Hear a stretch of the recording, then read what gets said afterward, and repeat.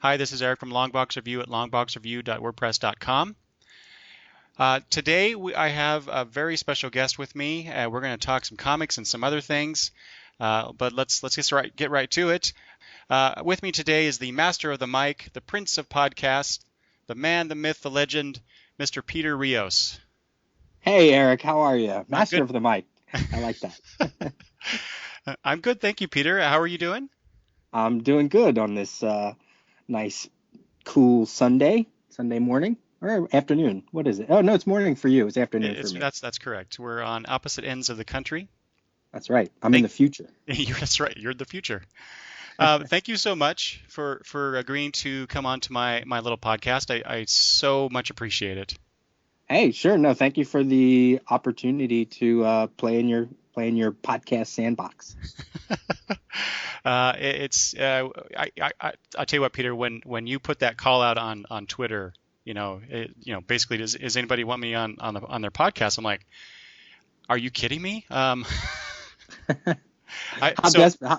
How desperate am I? I'm like, please, anybody want to no, talk to me? are you Hello. no, are you kidding me? I thought for sure. So I actually debated about this, Peter, because I have to admit, you are a large part of why I started doing my own podcast.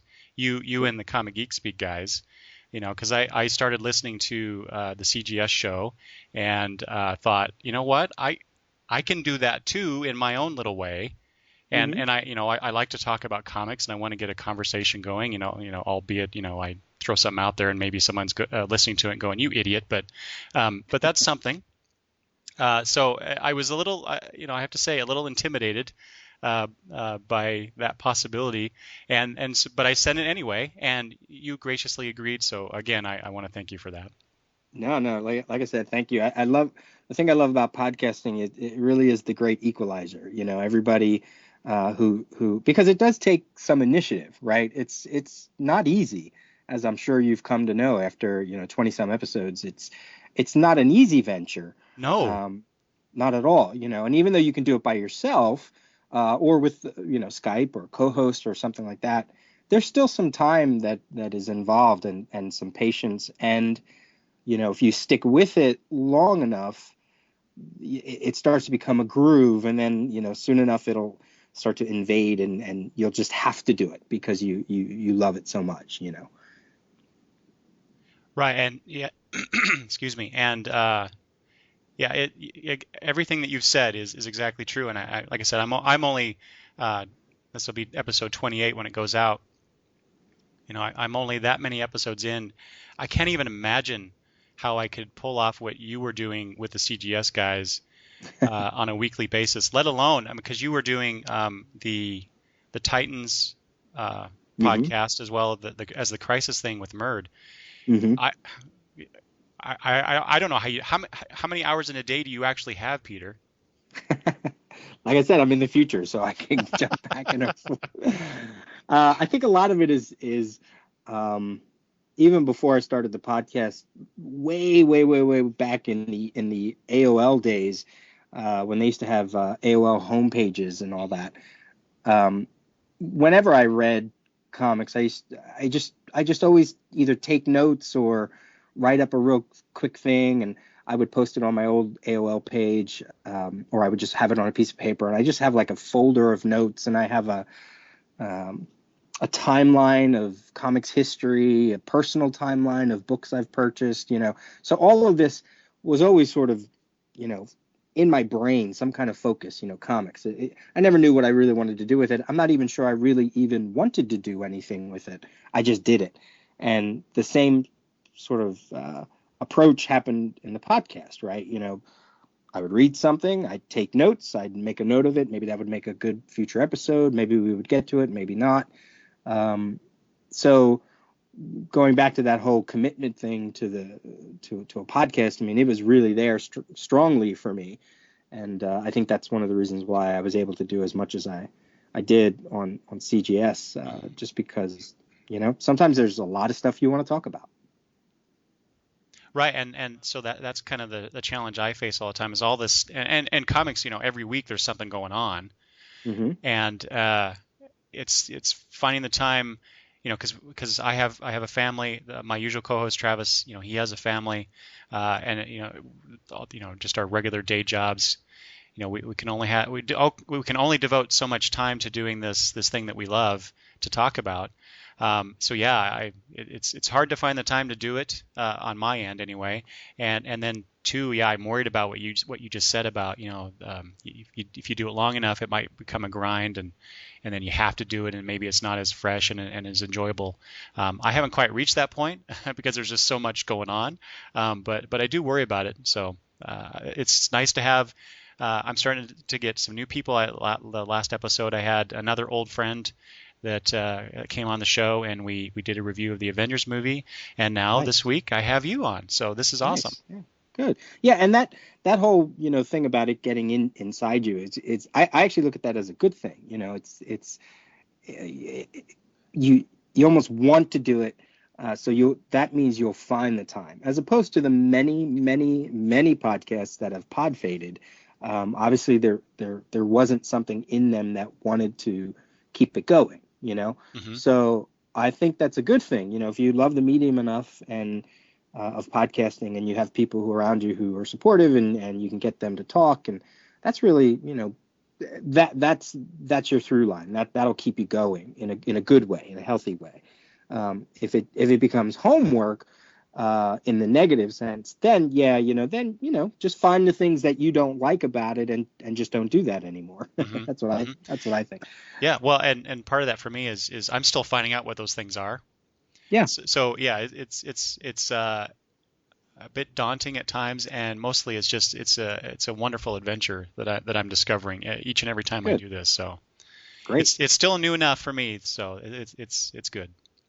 Yeah, and you're gonna, I always look at it as you were surprised when I said I went back to the beginning of your podcast to listen to those early episodes, but I think everybody has to start somewhere, and after I don't know, half a year, 10 episodes, 25 episodes, whatever it takes, it should always constantly grow and change, and so it stays fresh for you. When it starts to get too formulaic too early, some of the fun goes out of it, I think. Mm-hmm. But I think even though you're still in the early stages, you have a good amount of time underneath, and it'll still grow and be the show you want it to be. Exactly. Yes. Yeah. And with everything that's going on in the comic industry, I mean, there's no limit to things to talk about. Not just to mention the stuff that's going on within the comic titles themselves, but within the industry right now is just it's just crazy. All this news and everything that's happening and what's coming next. There's always a topic. Yeah. Yeah. always something to talk about. Yeah. Well, speaking of something to talk about, Peter, what have you been up to lately? Lately, summers are usually slow for me. The theater scene around Philly is usually slow during the summer. I wrapped up, obviously, my first year at the university that I teach at, although we have some faculty meetings this summer. And then the production company that I'm with, we just wrapped up a production, and we're having meetings about what to do next and things that we're working on next. And so it's a very sort of transitional period, and which is kind of good. It gets a little creative. It gives me time to do some other things I want to do. It gives me a little bit too much downtime, so I get a little bored, but here and there. But I fill it with watching TV and catching up on old TV series, catching up on some books maybe that I haven't read, some comics I haven't read. And then I went and did the silly thing and got a girlfriend. So now I'm spending time with her. Yeah, I actually have been enjoying your little tweets about what you've been doing recently, and it mostly it's just it's nice to hear that that someone that you we don't know each other personally. We've met briefly at a con, and this is the first time we've actually talked beyond a few minutes. But I feel like I know you to a certain degree, Peter, because I've been listening to the CGS show for so long, and I Sure. read your posts and all that stuff. So it's kind of that weird. I think I kind of know you, but I really don't type of thing. But it's nice to see that that you're enjoying your time with someone new like that. So Yeah, yeah. And I put it out there. I certainly, it's not like I don't put myself out there. And part of it is just, I don't know why it is. I mean, I guess it's because I've always been that way. And I even told her, her name is Erin. I said, I I may say things about you. Is that okay? And just, take a picture and put it on Instagram or, something on Twitter. We just saw Brave the other night, so I mean, it's just, I don't know. I like that. I like that sort of the openness that some of these social media sites provide. And I don't treat it so seriously. I just try to have fun and be silly. And, cause there are people out there that, there are also a lot of people that I do know very well, that the only way we talk is through Facebook and Twitter. And that's cool because that's sort of how we keep up with each other. It's the reason why I love to listen to podcasts, because I get to sort of catch up with people that I know, and sort of see where they are. Right now I'm doing a big catch up with Derek Coward's Comic Book Noise. I don't know if you listened to that. I have, yes. Yeah. And that podcast, like yours, at times I like to listen to because they're single voice podcasts or they're a voice with a guest or something like that. Mm-hmm. And that sort of intrigues me, the whole single voice podcast thing. And so I'm catching up with Derek, and I'm at a point in his podcast, I'm behind in his show too, but he was going through a period where he was unemployed. Now he has a job. Like where I'm listening, he has a job now again. He got a new job. So it's kind of cool to sort of hear his life and to see that it's going in a good direction. And I've never met Derek face to face yet, although we've talked online and through podcasting. So okay. that's kind of why I enjoy all of those platforms and why I'm okay with throwing out a lot of my life on there. Yeah. Do you think, since you mentioned your theater work, because I'm immensely intrigued by that, mostly because I actually did dabble in high school theater cool. many years ago, and now my daughter, who is attending college, is pursuing a musical theater degree Nice. from the university here in Idaho. So the stuff that I did, like I said, back in high school, that was no big deal, but it got me interested in theater, and I started going to shows, and now with my daughter doing what she's doing, we've seen quite a few the traveling Broadway shows that they bring around the country. Right. So Mm-hmm. we go to those and enjoy them immensely. And so when during the course of CGS and your online presence, I found out that you do theater work. I know, like you said, you mentioned you're teaching at a university. Mm-hmm. Yes. And tap is your dance, right? Absolutely. Okay. Absolutely. Yeah. So all that stuff. So do you think that maybe your involvement in theater is related to your kind of openness online? Oh yeah, absolutely. I think it's one of the reasons why on CGS I sort of became not only the producer but sort of like the point man for a lot of the episodes, because of that. I've never taken a how to speak in front of people class or any of that kind of stuff. I just sort of, I guess it just kind of came naturally. And some of the theater stuff that I can see kind of crossing over into podcasting is, I've directed a few shows and sort of, I've taken a lot of script analysis classes. I've taken a lot of book courses where you do a lot of discussions on books and talking about themes and author intent and, what to look for in a book, in a script, in a novel, in a play, in a musical. So all of that stuff certainly. I don't think I ever called on it intentionally. It just, after a while, I started to realize, okay, I'm putting a lot of my theater education and background and experience into this podcasting thing. So it definitely crosses over and it definitely helps. And it is a big reason why I guess I sort of keep myself out there. And was it, correct me if I'm wrong, this is my interpretation of events. So when you took a hiatus from the show, or you left the show, the CGS show, Hmm. what it was to focus more on your theater work, wasn't it? It actually was the production company I was with brought me on sort of not really full time, but for lack of a better phrase, brought me on for more stuff. And I was getting really busy. And since I lived in Philly and the show is recorded in Reading, PA, I would have to go back and forth on the weekends or just phone in. And it was starting to be just a little too much. It was, at that time I was doing that, and then got the the university gig. So my time suddenly was just getting less and less, that I was able to just kind of schlep it back to Reading, because I would go down to Reading and maybe go down on a Saturday. We would record Sunday and Monday. I would hang out with my parents, during all that time. I would go back to Philly maybe Tuesday, sometimes Wednesday, and that's a long chunk of time. Yeah.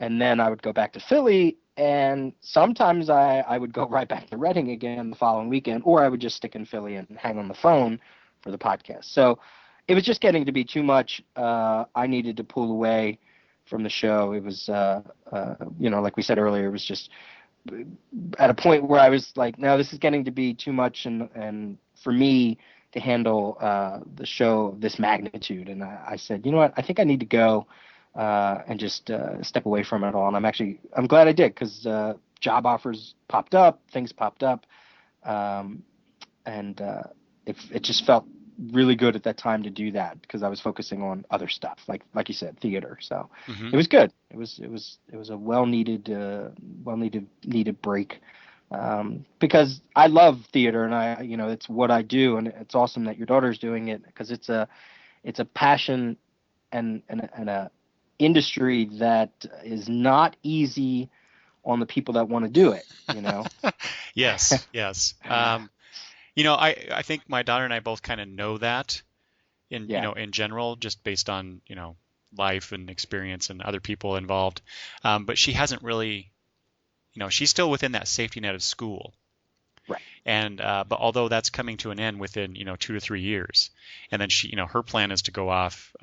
Right now, her plan is to either go to the West Coast to L.A. or to go to your side of the country in New York. Hmm. Cool. So, which of course, her dad is not very keen on, but I understand. Uh, and when Yeah, it's go ahead. go ahead. No, go ahead. Finish. Well, I was gonna say when I mentioned to my family that I was going to be talking to you, and of course they know about you too, because I've talked about you in the past. But what they didn't know, or what my daughter didn't know, was how much you were involved in theater, and so I was explaining that to her a few days ago, and I know off the cuff I just said, "Is there anything you want me to ask Peter?" And and she's like, "Yes. How do you get a SAG card?" And I don't know if you have one. I assume you do, but No, I'm not sorry, not SAG SAG. I'm sorry, not equity. SAG. Equity, yes. Equity. Okay, I was just going to say SAG is for TV and film, Yes. and I'm actually showing my SAG and after. ignorance But there. yeah. No, that's quite all right. Most people don't even know about equity, much less SAG, or any of those. Equity, for those people who don't know, the Actors Equity Union is the union of actors for theater and anybody in the theater business. It's sort of like the professional union, and it's a way to ensure that you get certain, I don't want to call them perks, but certain things like healthcare if it's provided, and you get weeks towards insurance and all these things, and you get a higher pay because you're working, well, not always, but you're working for union jobs, and it means that you're just covered with someone in case there's a bad contract or a bad head director or whatever.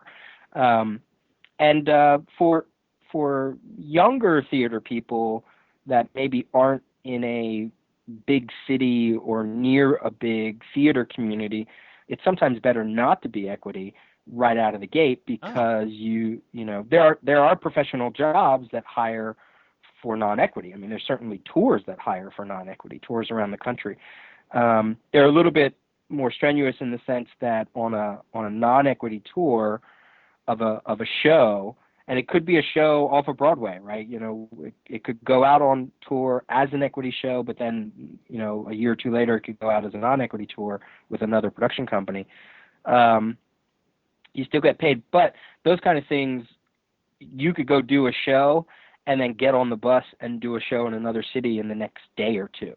And that's something that on an equity contract, they space it out a little bit differently. Because they don't want people, they don't want people tired, and they want to make sure you get rest and things like that. But if there's a thriving professional community theater around that does pay, usually a stipend or something else, sometimes it's better to be non-equity, because if you have very little experience on your resume, you want to build up that experience. Mm-hmm. And the way to do that is in a non-equity world. But that doesn't mean you have to sacrifice, creativity or your desire to want to join the union or anything like that. Going into New York, there's where all the big auditions are, and they're in Chicago and in the West Coast. Many non-equity people can get jobs just as easily as an equity person. It really makes no difference. Doesn't mean that you're better just because you're in equity. I know people who are in equity that don't even work because they can't find work because there's so many people vying for the same job. So I always say build up your resume. If you have no ties, if you're young, you're willing to go out on a tour, or maybe you get a job in Texas for 3 months, or you get a job in Kansas for 3 months, 4 months, or in Florida or Toronto or wherever. Sometimes that's a good thing. You meet people.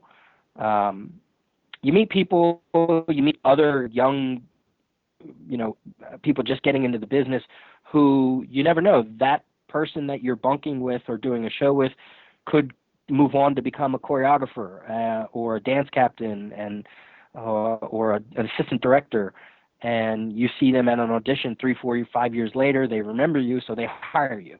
So I think that kind of experience is very important. Going around, seeing the country, if that's what you want to do.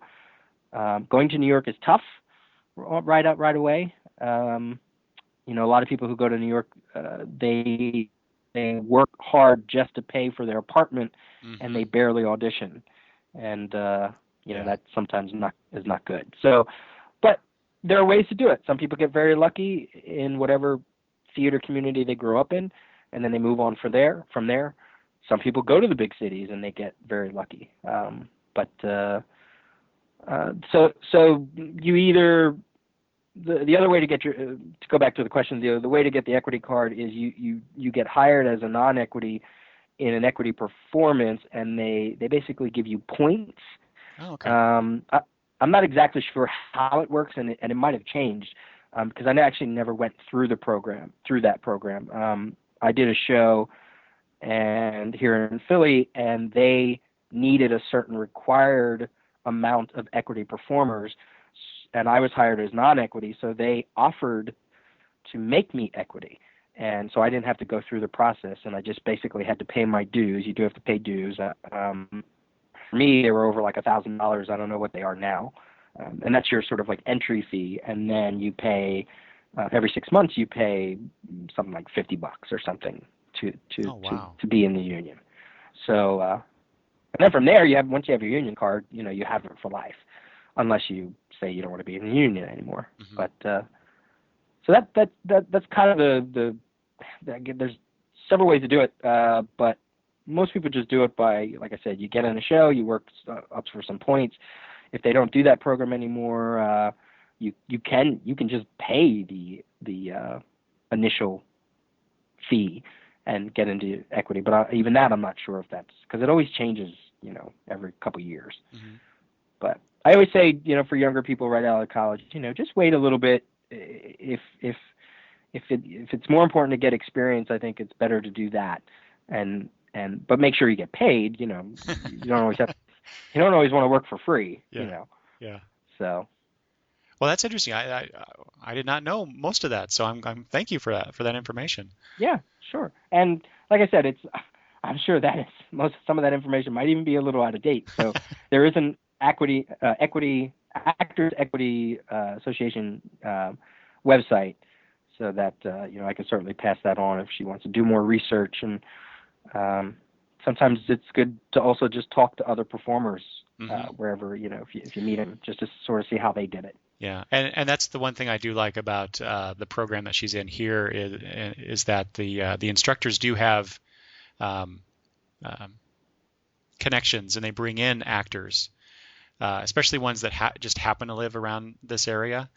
I know Patty Duke has come in and talked with the class. There's been at least one or two more, name actors that you would recognize, but I can't remember who they are at the moment. But they do bring them in, and they allow the students to ask all these questions.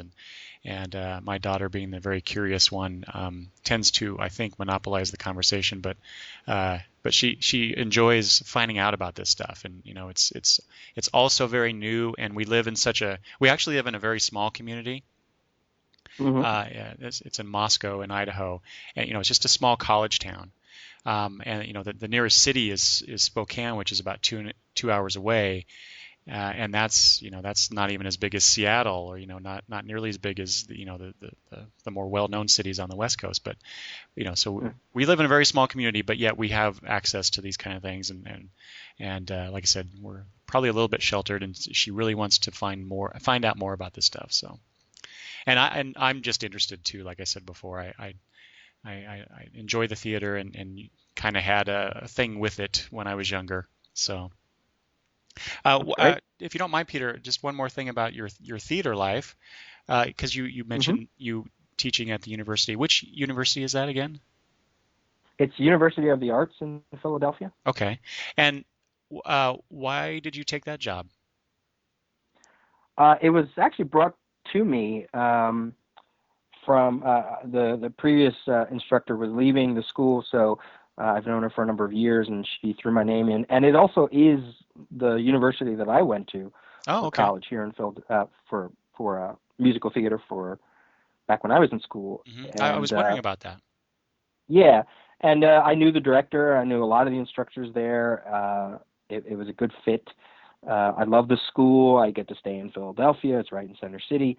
And it's a great school. It's one of the only universities that is truly devoted to the arts. And I forget exactly what there's sort of a special thing that they always say about the university. I mean, there's certainly other colleges that offer up courses and degrees and majors in different theater fields, but this is all. It was two colleges of the Performing Arts and College of Art and Design, which is a huge part of the school, and the two of them together make up University of the Arts. So it's typically 4-year programs in a lot of various fields such as music and dance and theater and music theater and directing and design and tons of art. I mean, the art side of it is just huge. Film and animation and traditional art and illustration, et cetera, et cetera, et cetera. So it's an amazing school. You're in a thriving theater town. You're not too far from New York. You're not too far from Baltimore, Pittsburgh. So it's a great school, and it's been building over the years into something that's really churned out a lot of great talent. There's a lot of people on Broadway, in TV, commercials. Friends of mine that I went to school with are really getting out there. So it's a good school, and it's become a really great sort of like a training ground for a lot of the theaters around here. Especially they see the University of the Arts name, and they know they're going to get a quality product. Especially if the individual is aggressive and wants it. Then they will get it. Wow, it sounds like I should have sent my daughter to that school. Well, I think it's great that you said you're a small school, a small town, but that there's a major for for musical theater out there. That's awesome. That's Yeah. amazing. Well, that's what we thought too, and looking at because she looked at various programs around the country. In fact, she may have looked at the one that you mentioned, but I don't recall Hmm. specifically. But it turned out once she did the pros and cons for each one, and she chose the local school one because it was close to home. She's a home girl and Hmm. likes to be around her family, which I would not argue with one bit when she was making these decisions. But she also looked at the program, and at the time there was a gentleman who basically ran the program, and he was a big advocate, a huge part in helping us decide that this was the school for her. Unfortunately, he left the next year, Ah, so that was a big disappointment for excuse me, for everybody. But she's been continuing on, and she's grown quite a bit, and she loves it. She just loves theater and the music side of it too. And we're very pleased with the progress she's made. From our little school here in Idaho. But to go back to your teaching position, is teaching something that you have done in the past, or maybe not to the degree that you're doing now? And do you like it? You must be enjoying it to some degree if you're still doing it. oh yeah, absolutely. I've taught over the years, master classes and at academies and dance schools. I love passing on what I've learned because I've learned from some really great, amazing instructors and some tap masters and things like that. So I enjoy passing on the history and the legacy, and the environment is exactly where I want to be. This sort of electric, energetic environment. These young, I can't call them kids, but the young students. Oh, they um, become kids the longer you do it. Yeah, they really do. They're going out into the world and they're going, into the stuff that I love, into the field that I love. So if I'm able to sort of help them in any way, somebody said to me, "Well, isn't it like you're just training your competition?" I'm like, "Yeah, sure, on some degree, but you know, as long as I can still tap better than all of Oh, what they that's did, right. then I have no problem. Trust me." But it's fun because I get to see them in practice and we get to talk about this whole crazy world and it is a safe environment at that time Hmm. and it's good that they have people around them that are in the field as much as I am or as little as I am or whatever and I know people who have gone really far and I know people who make incredible uh, job for themselves, a life for themselves, doing, just doing shows here and there. It's really what you want and what you make of it. Hmm. You can be successful anyway. So I try to make sure that they have a good perspective on it all. Very good. Yeah, part of the reason I wanted to ask Peter was that I used to teach at the university here where I live, but it was essay writing. Oh, But that was, when I started doing that, and I was going to grad school at the time, so I was actually a teaching assistant, but I was teaching my own courses doing that here. And I found that I loved it. I loved, as you said, to pass along, the stuff that I knew to this new generation. mm-hmm. And I basically had, like I said before, I kind of dabbled in theater, and I actually got my degree in English. I took all the literature classes and the writing classes, and I started writing. That's fiction writing is kind of my creative outlet. Um, Nice. and so when I got to grad school to pursue that, they offered me the teaching position, and I found that actually was what I really enjoyed doing. And that from then on, that was kind of my focus was, okay, I'm going to get this degree and I'm going to get this experience and I'm going to go teach because that's what I love to do now. Nice. Unfortunately, it didn't quite work out that way because the economy went Mm. bad and they basically weren't hiring anymore. So I actually had to go get another job to support my family. and I'm still there after 14 years. So it's not teaching, but it's paying the bills, and Good. But so now I feel my creative outlet, doing the podcast. So there you go. Right. Yeah. There's always creativity going somewhere. I find people who are creative or want to do creative things, you seem to always find it in some way. Mm-hmm. And certainly in with the theater thing, the other good aspect about me in theaters, I'm not just sort of one of those. I don't always need to perform. I could be behind the scenes, as well, directing, choreography, whatever. And certainly teaching adds to that. And there's corporate events, and there's tons of things you can do as a performer. It doesn't always have to be audition for a show, get a show, audition for a show, get a show. Mm-hmm. It can be quite a number of other things. So it's always good to stay open to a lot of what's out there. All right, very good. Thank you for indulging me in that conversation. Sure. Appreciate that. No problem. But we are. This is a comic book podcast, so I suppose we should probably move on to some comic book talk. Okay. So let's move on to that. Peter, you attended the Denver Comic-Con, is that correct? That was last weekend or 2 weekends ago? Yeah. I think it was last weekend, right? Yeah. All my days are coming together. It's like me the too. 15th and 16th. Okay. Yeah, last weekend. So how was that? It was great. It was phenomenal. Denver Comic-Con. Apparently, Denver is in need of a Comic-Con like this because they broke records. It was a 2-day show, Saturday and Sunday, but they had a Friday 4-hour preview night, and it's all they had the usual Comic-Con things. They had an artist alley and a small contingency of retailers and other kind of craft work and geek related things. They had some TV and movie stars there, cosplayers galore in a really nice convention center in downtown Denver, and it was amazing. It blew away their expectations. I'm not sure if they've released final numbers just yet, but it's somewhere over the 22,000 mark. Wow.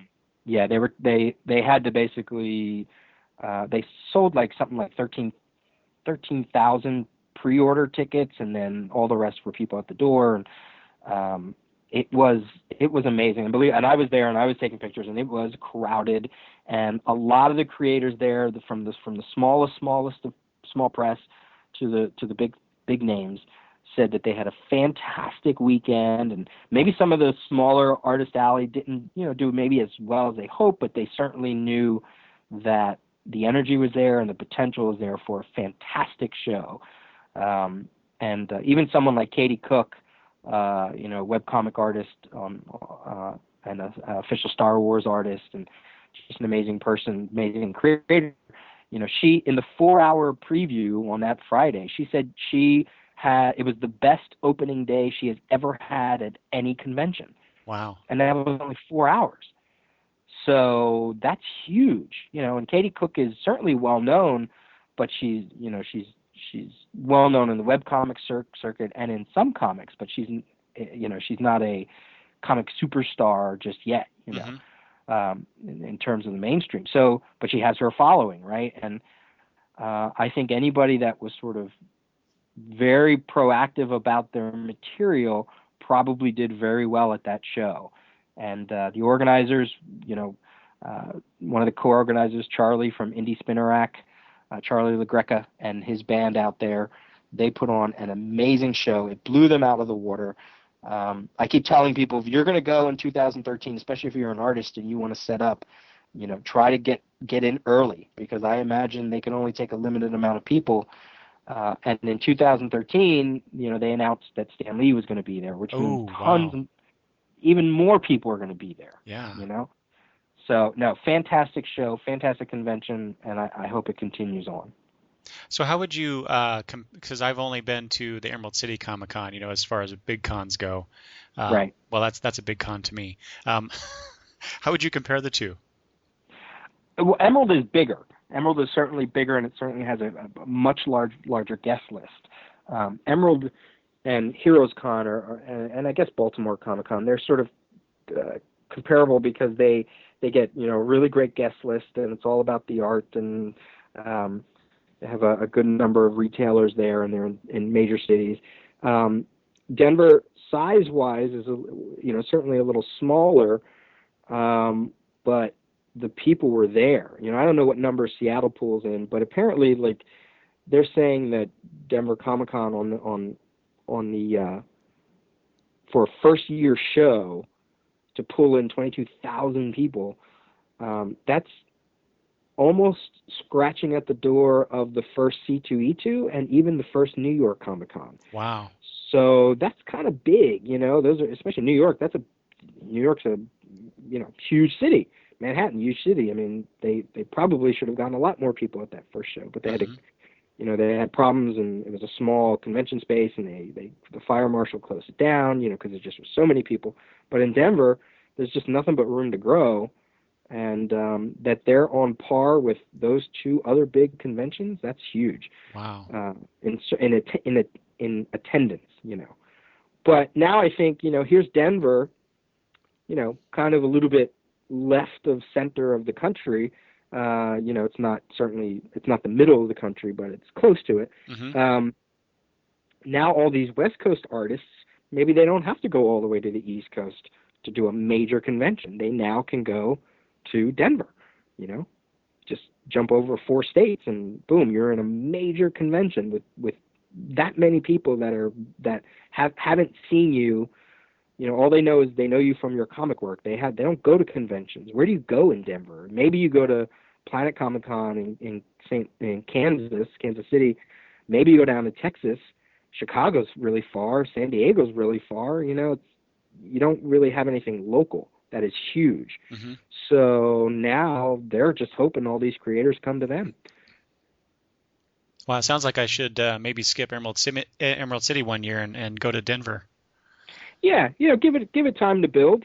But if you can wrap up a vacation in it and go into the mountains, Mm-hmm. I mean, you probably have enough mountains where you're at. Yeah, we do. Yeah. It's certainly worth, I think, attending at one point, maybe give another year or two to make sure it keeps going. And then, see, I didn't realize that was the first year. Yep. This was the first year. They've had other sort of smaller shows, but nothing to this degree. And the people came out.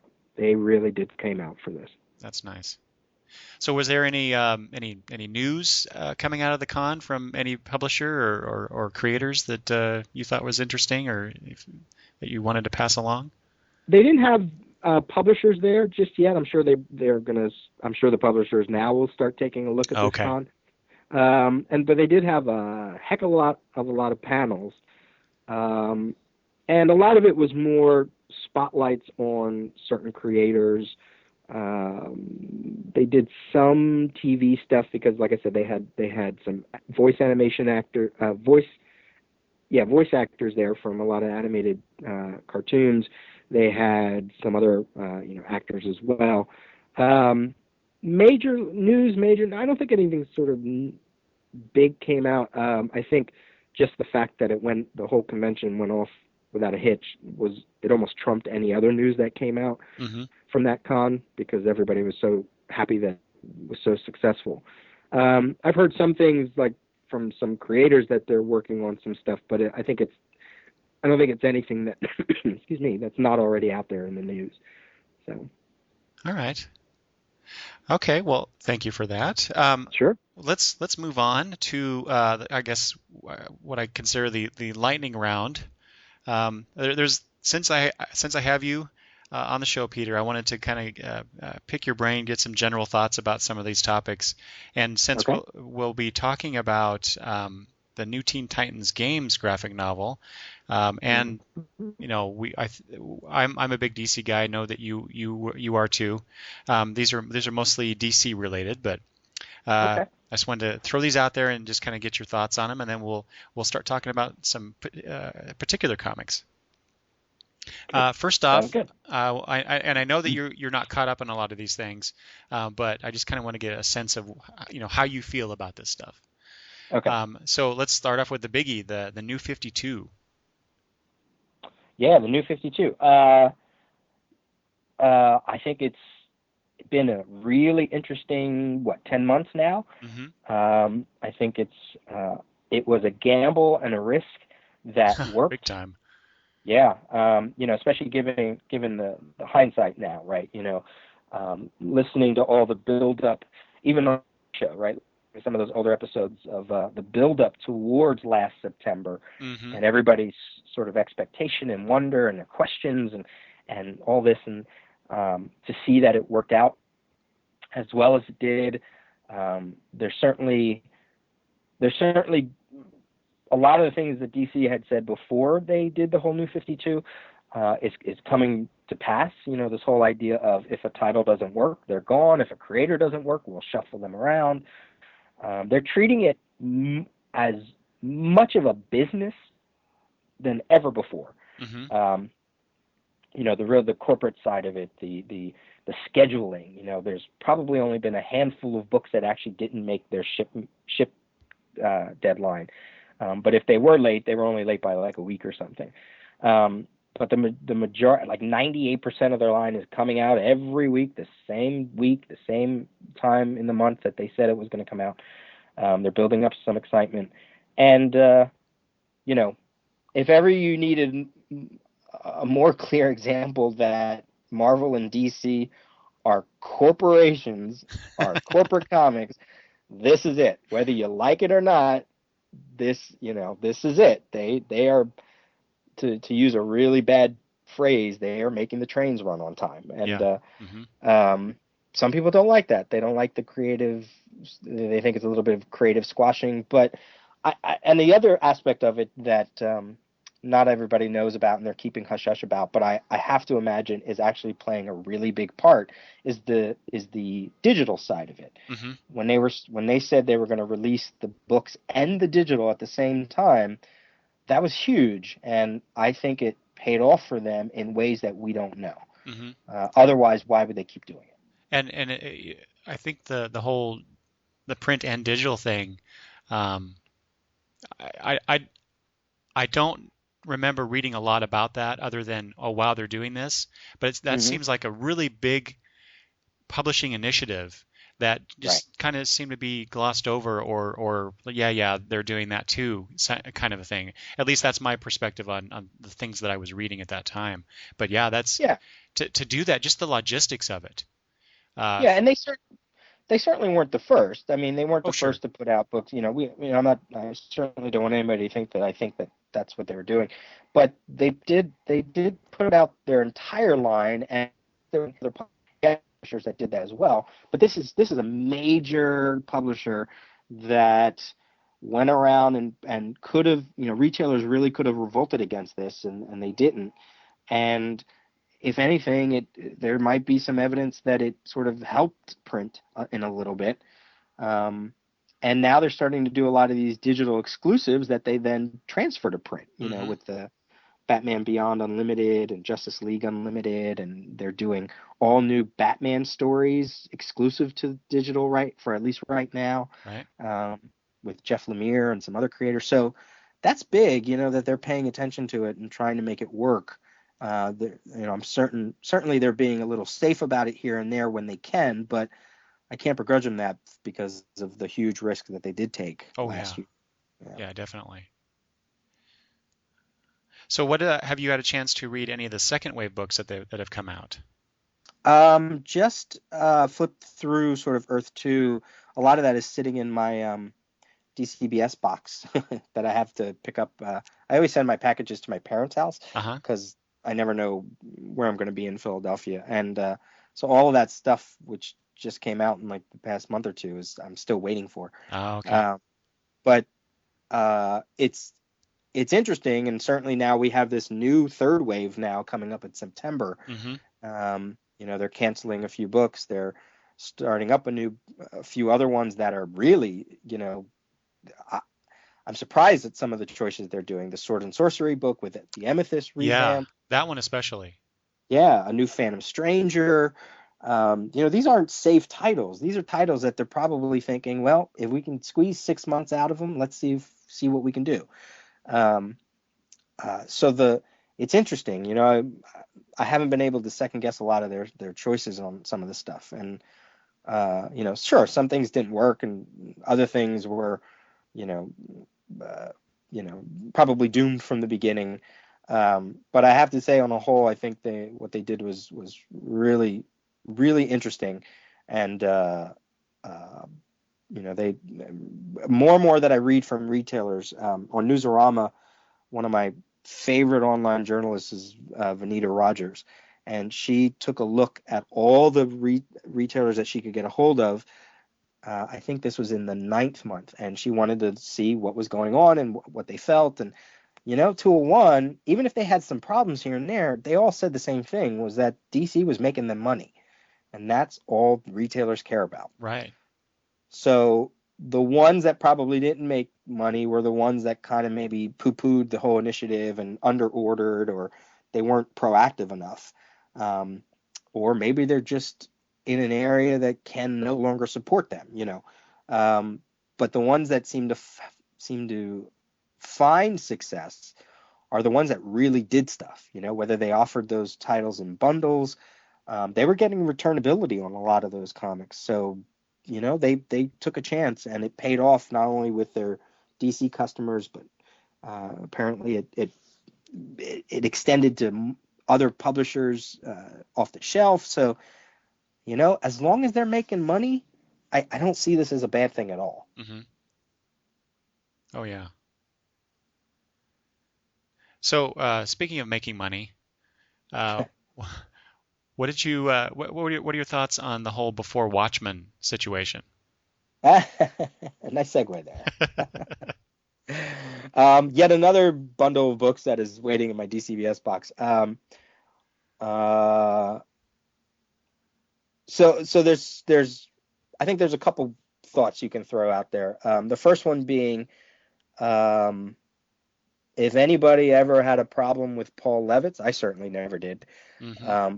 If you ever had a problem with Paul Levitz, well then here's something, and you do have a problem with Before Watchmen, well then here's something you can thank Paul Levitz for, because I'm fairly certain that the only reason that DC hasn't done it before this is because of Paul Levitz. Yeah, yeah. I think maybe he just felt that it just wasn't something that he wanted on his watch. Mm-hmm. As a comic company putting out Before Watchmen, putting out these books, I'm surprised it did take them that long. Having said that about Paul Levitz, Mm-hmm. certainly this is something they could have done at any point. I absolutely don't have any problems with it in terms of them doing it. I don't think there's anything legally they're doing wrong. I actually don't even think there's anything morally they're doing wrong. Mm-hmm. I've read a lot of articles, and even read an interview with Alan Moore and Dave Gibbons. It was right around the time Watchmen was already done, so I want to say late 80s. And there was some contract talk in there, and a lot of the wording that both he and Dave Gibbons said, it kind of made me go, yeah, see, when you say that, I can't fault DC for putting out these books 20 some years later, or however long it's been, 30 years or whatever. So I think it was a big uproar, and I certainly can understand people's feelings and wanting to side with Alan Moore on the whole situation. But on the other hand, I also see a lot of people reading it. Yeah. and I even know one or two. I won't out them until they say something, but I even know one or two people who were really against the whole idea, and whether they got the copies, whether they bought the copies, were handed the copies, or downloaded them, however they felt they wanted to read it, they did read it, and they offered quick thoughts about it, and they were done, and that's it. They don't care anymore, and that's fine. Mm-hmm. But they read it. So I have to. Some part of me says, well, at least a little bit of curiosity was there, and really, for a business, that's really, I guess that's what you got to do. You got to try to hook people in. That's right. Yeah. From have you read them? I have read only because I get my comics. So I get my comics from two places. One is a comic book shop that's in Spokane, which is, like I said before, is 2 hours away. So I go up there once a month, and I get comics from them.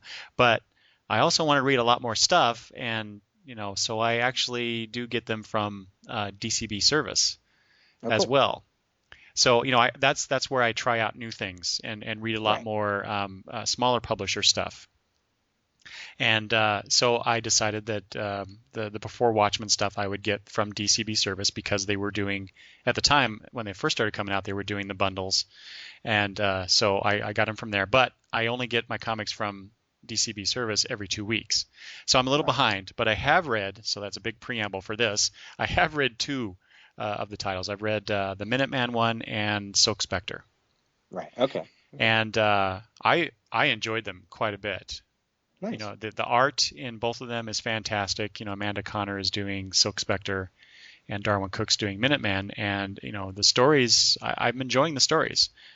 I'm not one of those guys that thinks that Watchmen is sacrosanct, and Mhm. we should never go back to that well, and I understand that thought, and if it turns out that this the prequel stuff is crap, then yeah, then hindsight says, well, yeah, they shouldn't have done that, but at the same time, there's a lot of backstory involved in that graphic novel that could be mined for additional stuff, and that's what comics are. You Right. tell these stories and you go back and retell these stories, and sometimes you go back and tell stories that were only hinted at previously.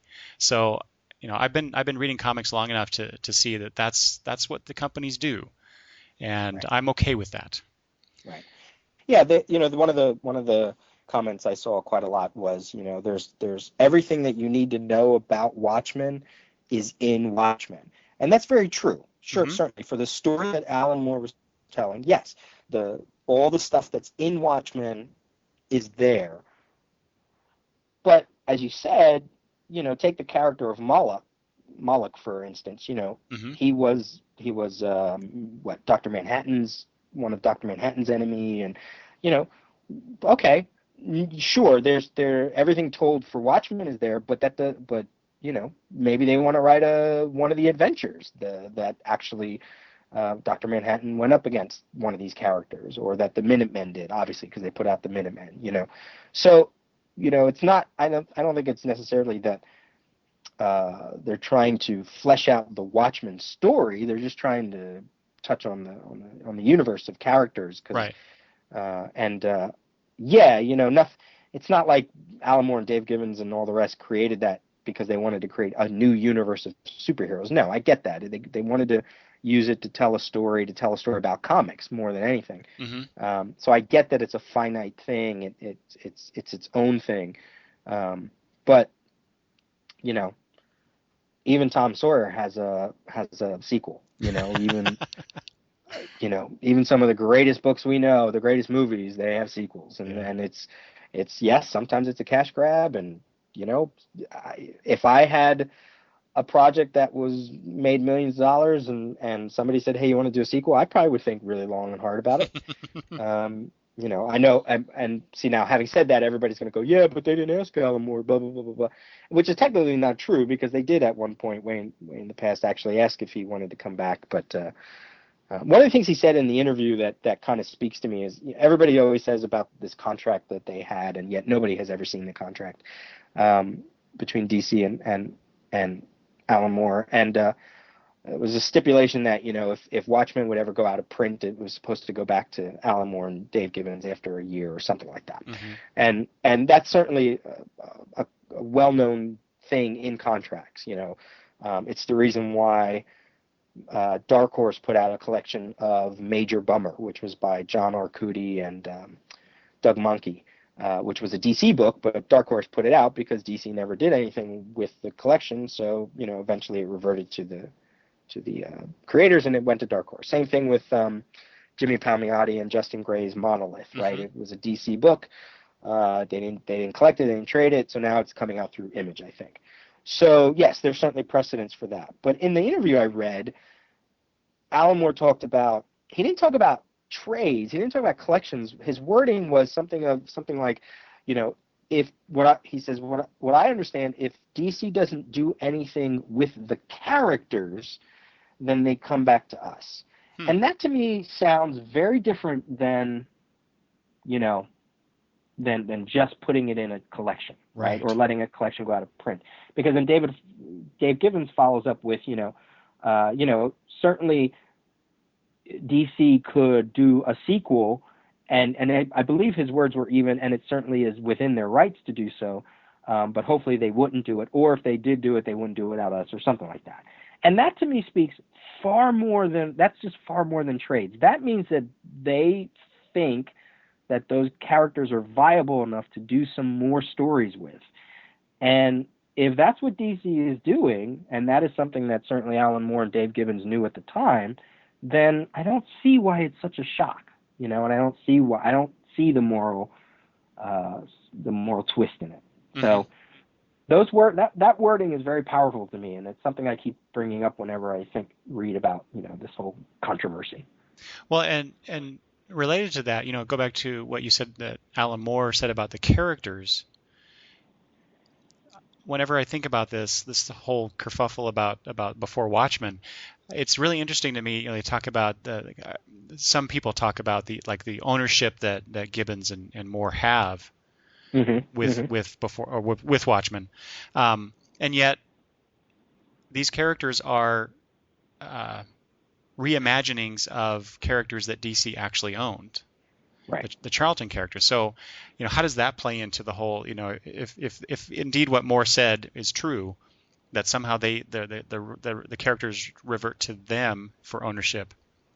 How does that work when they're to some degree derivative characters of the company's characters? So Travis and I actually did a whole episode talking about the morality of contracts and all this stuff. Sure. You haven't got to that one. If you do, you can probably yell at us through the headset. But we tried to talk through the whole thing, and I realized as we're talking through it, it's such a us not being lawyers, one, and two, not being privy to the actual contract. Mm-hmm. It's really hard to talk about this stuff, but we gave it our best shot. But it was really. Well, to me, it was a really interesting discussion because we both had somewhat differing viewpoints. Right. So it was, to me, that was kind of like a microcosm of the comic book community as a whole about this whole before Watchmen thing. So sure, and I think what people forget is Alan Moore wasn't Alan Moore when he was doing Watchmen. Mm-hmm. I mean, maybe he was to the people who knew him from the UK scene. And we certainly knew him from Swamp Thing in that he was a really good writer, but he wasn't Alan Moore like we know him today, right? So, when we talk about this whole contract thing and they wrap up this whole creator rights thing and creativity and corporations, this is why people should self-publish and blah, blah, blah, blah, blah. We also have to understand that DC, he used DC to tell this story, right? Like this was his platform.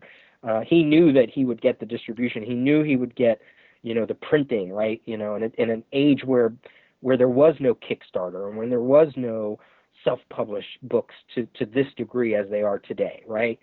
So, I mean, he certainly understood what he was getting out of the contract. Oh yeah. He was getting a company that was going to put the money into making this thing work and promotion and blah blah blah blah.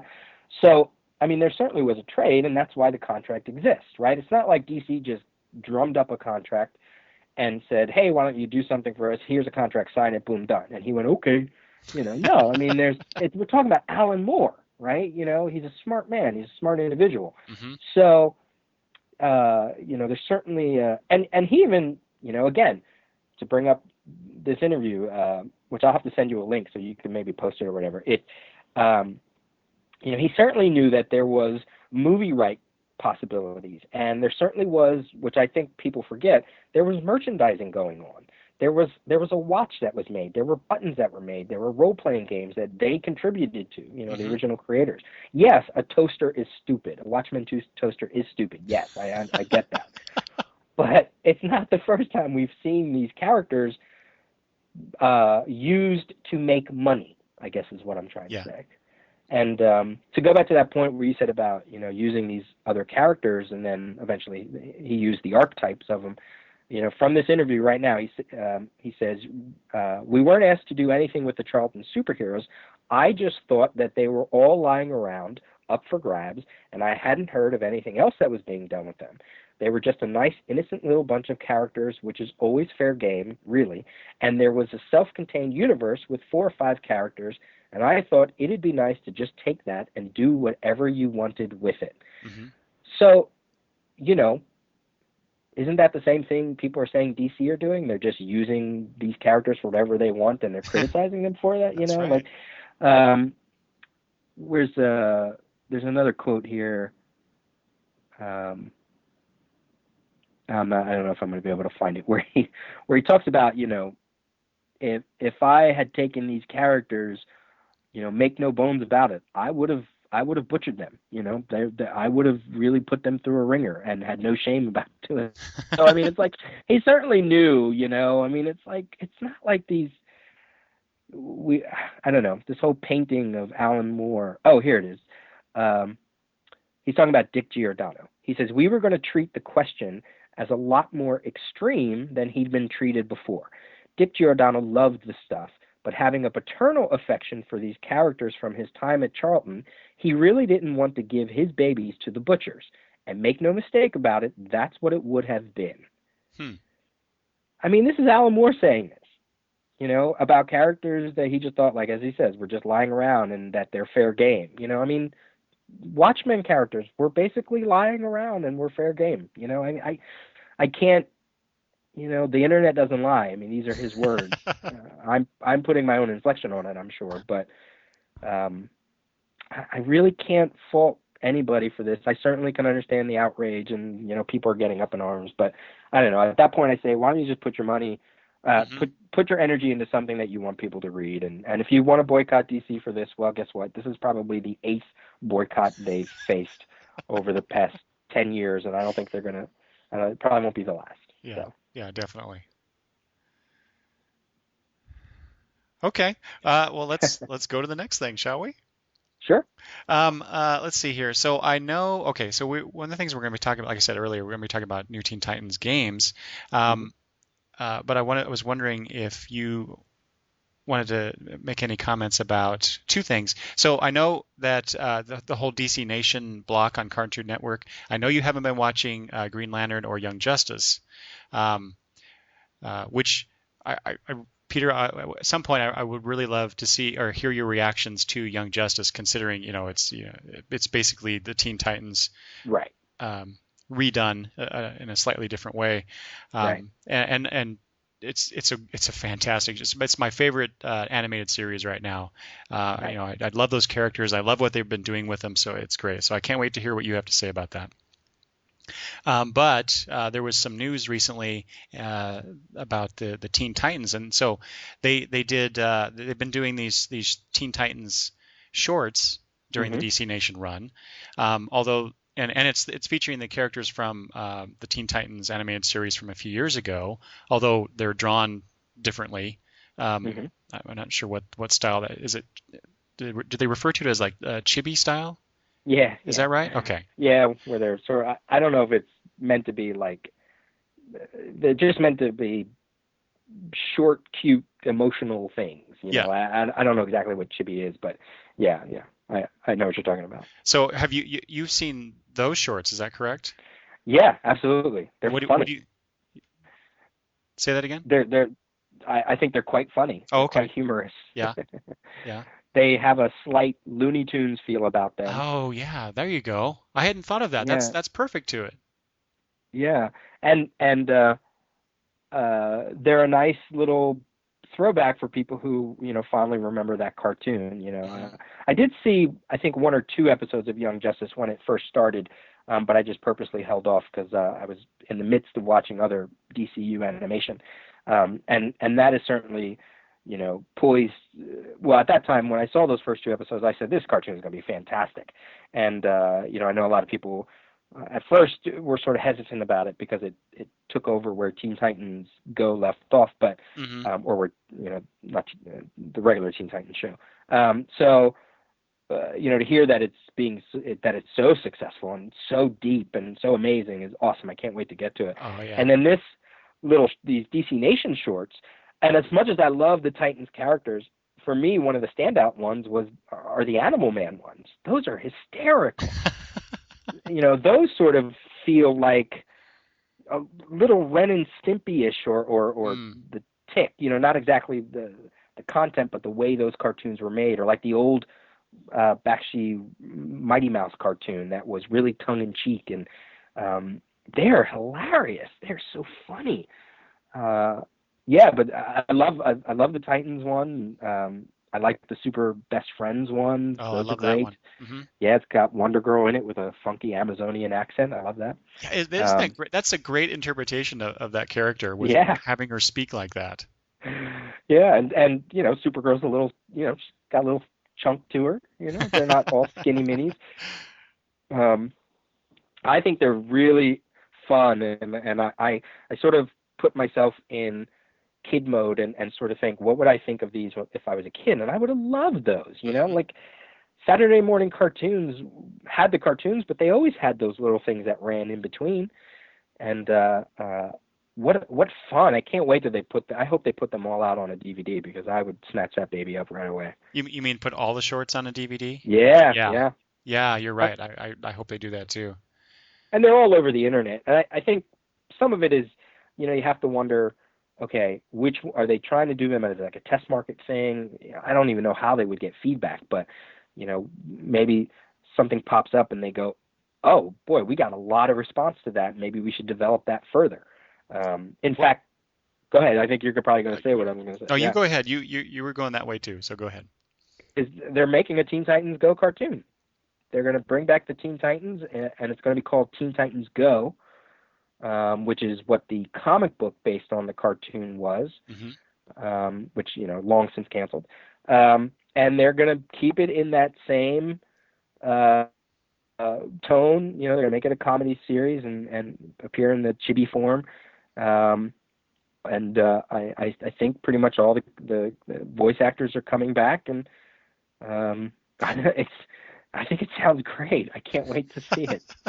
Well, so you mentioned the voice actors. That was one of the things that I thought was just fabulous when they started doing the Teen Titans shorts, that they brought in the voice cast from the old Teen Titans cartoon.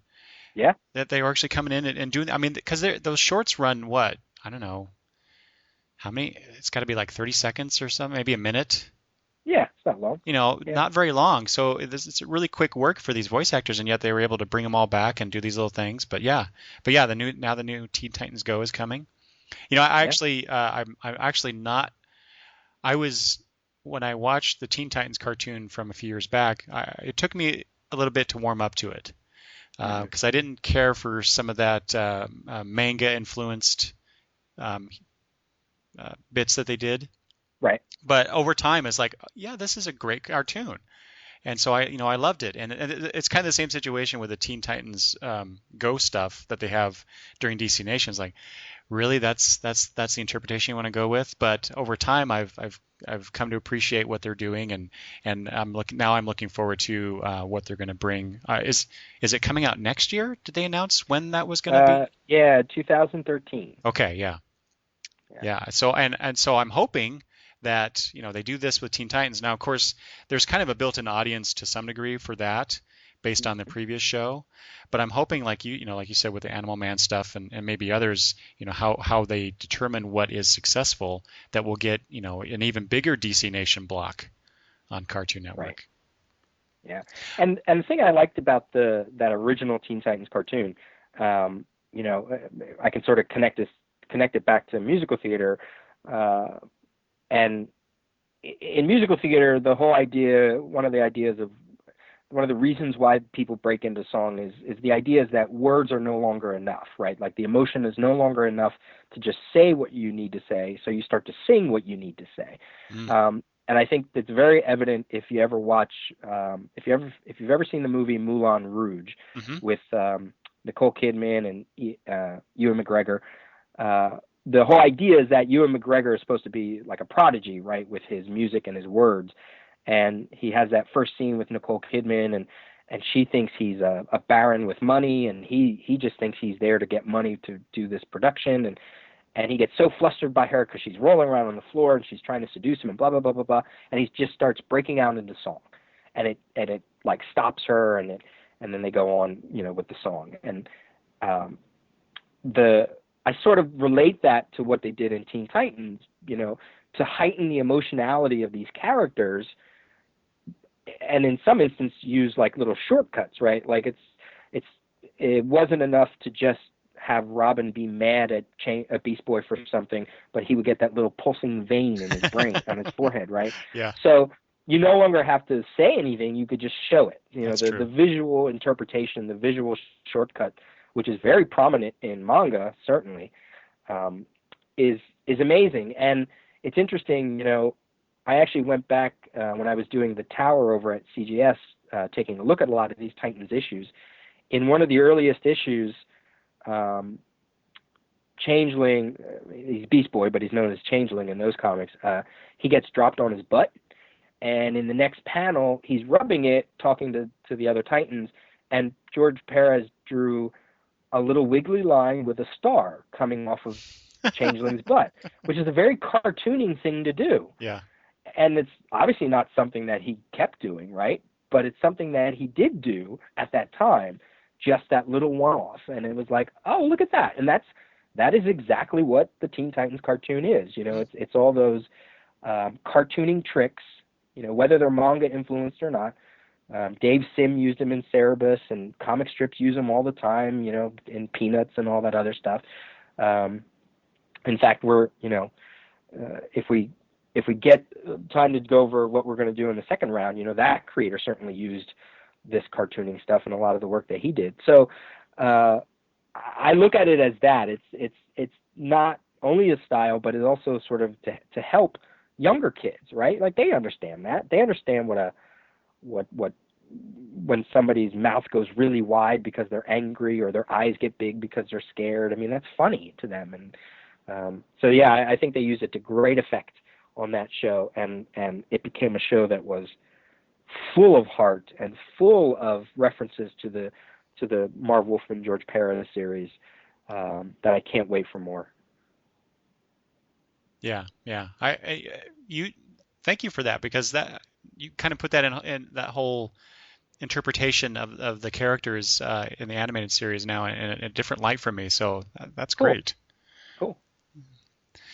And okay, so and yeah, like you said, I think the younger viewers connect to that really well. And case in point, we have a couple of granddaughters that actually live with us right now, and they watch that stuff with me every weekend, and they love the Teen Titans stuff, because it's just raucous humor. It's so much fun for them. Yeah. And so I record them on the DVR. And then we go and we watch Green Lantern, and then we watch The Young Justice, and then usually what happens, the way the DVR works, the short that goes in between the two usually gets cut off. I miss maybe 10 seconds of the short, and as we're watching it, the first part, the Green Lantern hour, we're watching that short, and all of a sudden it cuts off at the end, and one of my the younger granddaughter that's sitting with me, she's like, "What happened? I want to see that." I'm like, "Hold on, we'll see the rest of it. Just give me a second." Right. So yeah, it's good stuff for young kids, and all the stuff they throw in, for us older viewers. That's how I feel about Young Justice too. They do the same thing. It's age appropriate, and it transcends age groups to a certain degree. So that's one good reason to love that show. Yeah.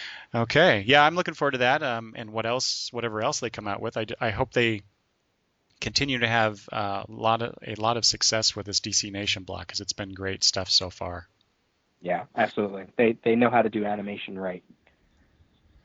All right. So let's just briefly, Peter, and then because I know we're supposed to be talking about some particular comics here, but one more thing I want to get your thoughts on, if you don't mind. We'll Hmm. move from the small screen to the silver screen this time. Um, you saw Avengers, is that correct? I sure did. And what did you think of that movie? Amazing. One of the purest superhero movies I think on the screen. Um, just some really smart world building on the part of Marvel Studios, from the 5 movies that led into it, to the movie that it was. And I'm sure there were probably people that didn't see any of the other movies and saw the Avengers, but I also know a huge portion of people have been watching these movies since Iron Man, probably since Spider-Man, but that's not included, since Iron Man, and just loved it. I sort of used my family as a benchmark. And from my youngest niece, who is 4 or 5, something like that, 5, maybe even 6, 4, 5, 6, something like that, to um, some of my older brothers and sisters. Well, not younger than me, but older than my nieces and nephews, I should say. There's a large age group there, and 201, they all loved it. In fact, many of them saw it again and loved all the parts that we as comic fans probably loved, mostly being the Hulk, and the Hulk, Iron Man, and Thor. They were the standouts, and Loki. Yeah, fantastic movie. Yeah, I thought so as well. I actually the 2 episodes ago, I had my friend Greg on and we talked about that for about 2 hours. So it was amazing. I wanted to talk about the movie, of course, and I thought, well, it'll be a short show. We'll both get on there and go. Did you like it? Yeah. Did you? Yeah. And that was, but it turned. There's so much to it, and so much for us fans to basically geek out on it, that Right. we filled up 2 hours very quickly, talking about that. So yeah, it was great. Like you, I think it's one of the best superhero movies that's been released so far. Yeah. Of course, we have a couple other movies coming out very soon. I believe Spider-Man is next, and then followed Hmm. very closely by The Dark Knight Rises. Hmm. So Uh, which one of those are you looking forward to the most? it's hard to say. I'm in a weird position where, initially, if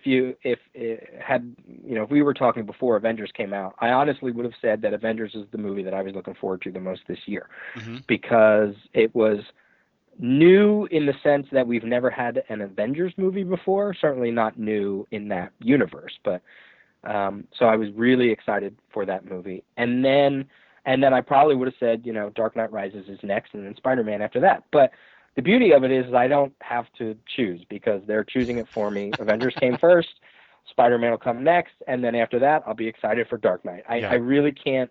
I can't pick one or the over the other, because the more I see of this amazing Spider-Man movie, the more I think it's going to be like X-Men First Class. I think it's going to be a surprise hit. Hmm. And yes, it's really close to the having a reboot so close to the last movie. I get it, but I don't know. I think it looks really good, and Yeah. I love Emma Stone, and Oh um, yeah. yeah, I can't see anything wrong with it right now, especially because, excuse me, it's more or less created by the same studio and the same, you know, designers or whatever you want to call it. I mean, yeah, no, Sam Raimi isn't there, and I'm sure his major people aren't there, but it's not totally removed from where those other Spider-Man movies were. And in my brain, I sort of connected the first Hulk movie to the second Incredible Hulk movie. With you almost could look at those as a sequel to the Hmm. other one in a way. I kind of wonder if, and the same thing with X-Men First Class. Even that was certainly played on the first 3 movies. So I sort of wonder, even with the new origin of this one, I kind of think I wouldn't be surprised if you go in and you sort of go, oh, it kind of does strangely fit into the same universe in a weird way. But, maybe not. Maybe this one will be radically different. But I can't wait. And then Dark Knight Rises, forget about it. I mean, every time you see a trailer pop up, everybody just, especially in a movie theater, I'm trying not to watch trailers. I don't want to know anything about this movie. I saw one trailer in front of the Hunger Games. No, I'm sorry, in front of Avengers, actually.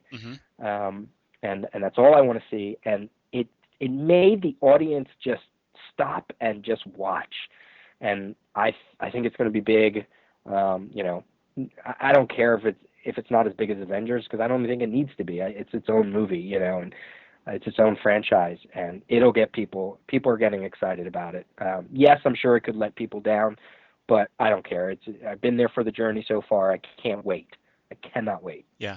Yeah, that's like you said before. The beauty of this is that that my question was kind of misleading, because it's not that we have to choose. Right, there's no wrong answer here. It's like we're you talked earlier in the episode about living in the future. I kind of think of that in terms of the superhero movies. I feel so fortunate to be living in a time where I get to see the Avengers on the big screen in the way that we did. And, we get to see this interpretation of Batman in the Dark Knight movies, and, this new Spider-Man coming out. It's like, I don't care how it fits in, or should it fit in, if it's rebooted or not. I just want to see a good superhero movie on the screen and have, the nation and the world join with me and celebrating this stuff. And then, hopefully, I don't know that it doesn't seem to quite go back to the source material, and it doesn't. In other words, it doesn't bring the moviegoers don't necessarily come out of there going, "Wow, that was a really good movie. I want to read Spider-Man comics or Batman comics." It doesn't quite work out that way, but I keep hoping that eventually that may happen, and bring more readers in, and younger readers, older readers, it doesn't matter, but bring the readers in and build up that community that I belong to. That's my hope. And if the success of these movies, if some of the money funnels back to Marvel and DC to allow them to continue being publishing, or at least allow them to be viable in their corporate masters' eyes, then good. If Warner Brothers or if Avengers has made Disney go, look, obviously Marvel has something going here. Let's keep putting funds in, or let's keep making them a company that we can get behind. Great, then that's the trade-off I'll take. Because then that means the comics will still be made, and this material will get out there. I think it's I think back, now that you said that, I think back when I was a kid. I'm sure when I was watching the live-action Spider-Man TV show, I was also watching reruns of the crazy 60s Spider-Man show, while also watching Spider-Man and His Amazing Friends. Right there's three very different Spider-Men, and, as a kid, it didn't bother me. I certainly, one was one was the other. So I think as excited as I was about seeing Daredevil on one of those crazy Hulk TV movie shows, it seems like we've always been around times where superheroes weren't far off for us to watch, whether it was a cartoon, live action show, Lois and Clark, a bad Nick Fury movie or whatever, they've always been there, not to this degree, obviously, not to this sort of the way the media or the way the mass have sort of accepted them. Probably not since the days of the Batman TV show, or the first Batman movie. But I think it's great, and it's only going to get better from here as they sort of get it right and get it wrong. And we'll see what happens. We'll see where it goes. I think it's great. I give every one of them a chance. I don't care what it is. I want to. If it's bad, it's bad. If it's good, it's good. But I at least go and see it. That's right. That's right. And I usually end up dragging my family. Not dragging. They actually like to go to these things. So, yeah, exactly. You said it perfectly, Peter. Okay. All right. Well, I think maybe speaking of bringing people into comics, maybe we should let's talk actual comics now. Okay. And let's move on to so we're going to talk. So most of the time we've been talking about DC stuff, but I want to take a little side trip, a little meandering over to the independent realm, mostly because you and I are both reading this title. and it's so damn good. And of course, I'm talking about Terry Moore's Rachel Rising. Yes, yes. He was actually, when I talked earlier about cartoonists using a visual shorthand, he was the artist that I was talking about. I didn't want to say his name just in case we ran out of time and didn't talk about him, but Terry Moore, who, having talked to him on CGS, said that he wanted to be a cartoonist in the vein of Charles Schulz or something like that. Is a master of using visual shorthand. Now, he's not using it so much on Rachel Rising, but certainly in Strangers in Paradise he did. He was the artist that I was referencing there, that really knows how to use the medium. But yes, Rachel Rising. Oh yeah, I read his Strangers in Paradise many years ago, and then I listening to CGS and listening to the interviews on there, it's like, wow, this guy is just really cool. He's a great creator, but he's also this really cool guy, based on those interviews. And since then I've read Echo. I got the complete Echo that came out, cool. I don't know, last year or so, I think.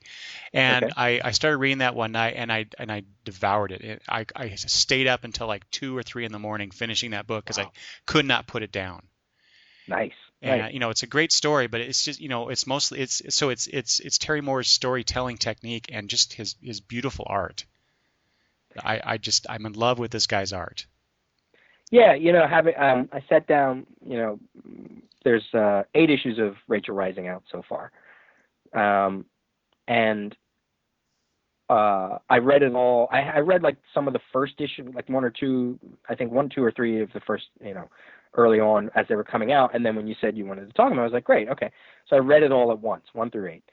And it's so interesting to come home again to his way of telling a story.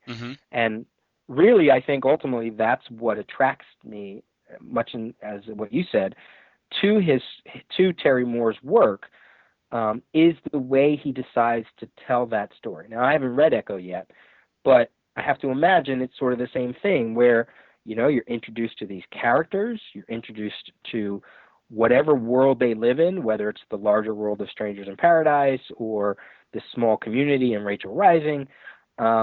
You're introduced to the setup. You're given some questions. Some of them might be answered. Some of them might not be answered. Some of it may not even matter, right? Because it's about the people, the characters, the world that they live in, and the interesting things that happen to them. He always writes characters that lead. I know this sounds weird to say because you could say this about any sort of fiction, but they live very interesting lives, right? They don't just have normal friends and people that are around them.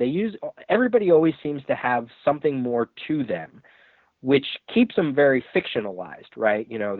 One of the things that people used to say about Strangers in Paradise is that, it's such a real story, such a slice of life story. And I always fought against that. In fact, I think I always asked, I even asked Terry Moore that. I said, look, one of the first times we meet Kachu, she wakes up, the alarm clock goes off, she wakes up and she shoots it.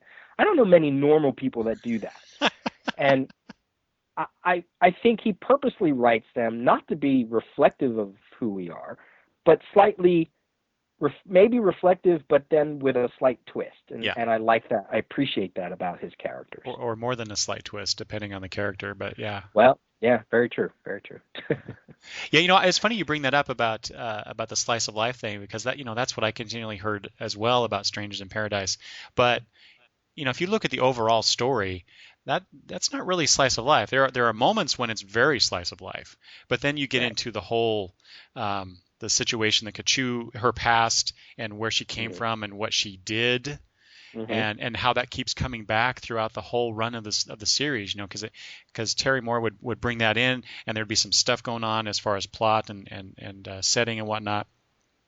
And then he'd pull away from that and have these very intimate stories between Francie and Kachu, and then bring it back in, and then you find out more about David and how that all ties into everything. I would not call that entirely slice of life, but it certainly was entertaining. Yeah, and these issues here were, it felt very nice to come back to another Terry Moore series, and I certainly don't know what's going on. He hasn't given us quite enough just yet to maybe even speculate on what's going on, other than sort of putting some things together. But it's beautifully drawn, and I'm already starting to feel for a lot of these characters, and I'm glad that sort of how my comic reading is going these days. I'm letting things pile up, and then I sit down and read a huge chunk of it. So I'm sort of glad that you mentioned it about maybe a possibility for the show, because then I was able to catch up on it. So what are some of the highlights of the series so far for you?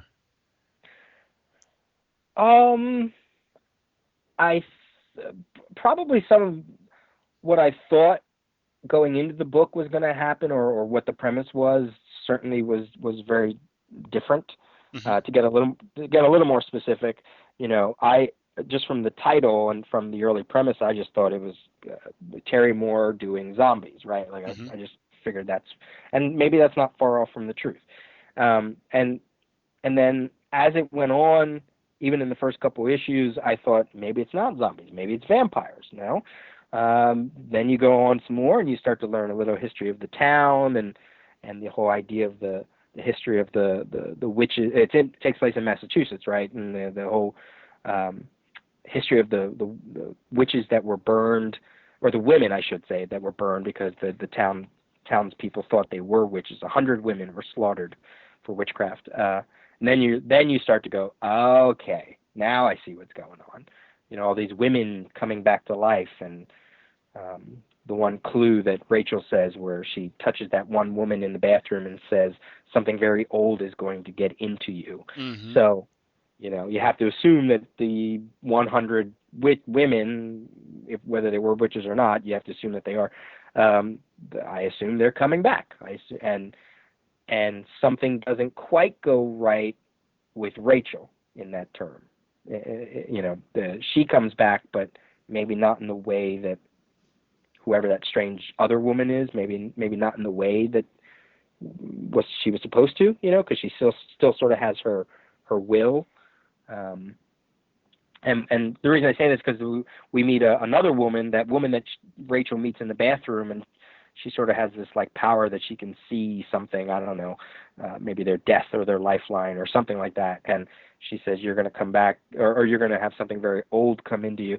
Well, that woman actually does die, and she comes back with this snake in her and these powers. And yeah, it's really kind of horrific. And so you have to go, oh, is that how they come back? Because there was that scene with Rachel in the bathroom where she coughs up what she thinks is a rope. And maybe it is. I thought it. Maybe I'm speculating out of turn, but I thought, oh, was there a snake in her that just died? Maybe something about Rachel doesn't allow the witch to take over, or something like that. So I don't know. It's interesting. I don't know where it's all going to go. Yeah. So one of the things so in preparation for this, I was doing some reading about the series, because I was curious. Why did Terry Moore want to do this? And so one of the things I found, excuse me. One of the things I found was, so he compared this to Echo in that he conceived Echo as a movie, with a very distinct beginning, middle, and end, and that's it. He told the story, and that's it, and here it is in its form. But he sees Rachel Rising. One, he wanted to do it because he's always been interested in horror, and this is his horror story. And two, he thinks of this one. I said before about Echo being a movie, he thinks of Rachel Rising as a TV series with distinct, series arcs or themes that he'll continue to explore as the title goes on. Right. And so, when I first heard about this, of course, it's Terry Moore is doing a new series. Well, yeah, I'm interested. But then, when I found out, the kind of the concept, or saw some of the preview art, I kind of thought the same thing as you. This is a zombie story of some sort. And I figured the story would be about, well, what happened to this girl, and that would be it. essentially, if you distill it down Right. to its basic core, it's that. Well, we're going to get that, I'm sure, but he's developing these other characters and these situations, and the more we get introduced to, it's such it can be so much broader, and he's developing in that way that I cannot wait to see what this actually, it reminds me a little bit of David Lynch's TV work. Where with these odd characters in this odd little town and these odd things that keep happening, and there's these forces from beyond at work as well. So yeah, this is such good stuff. You mentioned that the snake with in the woman, and there's all these other little things too. Just the characters themselves. You have Aunt Johnny, which is an interesting character. The young girl Zoe.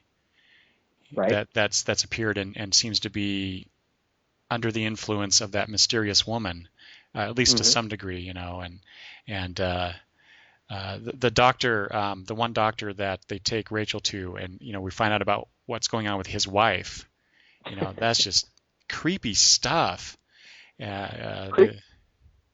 Creepy stuff that kind of reminded me. It felt like a little bit of a flare from Garth Ennis's Preacher. That moment where Dr. Seidman goes home and oh yeah, you learn about his wife. I was like, damn, this is like right out of Preacher.